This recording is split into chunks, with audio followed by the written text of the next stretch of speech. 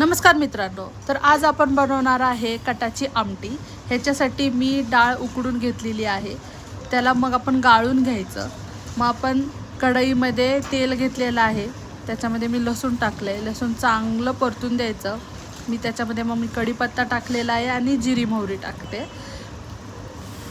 मग मी ह्याच्यामध्ये वाटण करून घेतलेलं आहे, खोबरं, कांदा, लसूण, कोथिंबीर असं वाटण करून घेतलेलं आहे, भाजून वाटण करून घेतलेलं आहे। त्याला मी आता छान व्यवस्थित परतून घेते आहे। मग त्याच्यामध्ये मी मसाला टाकणार आहे, हळद टाकलेली आहे आणि मग मी घरचा मसाला आणि लाल तिखट असे 2 मसाले ह्याच्यामध्ये टाकणार आहे।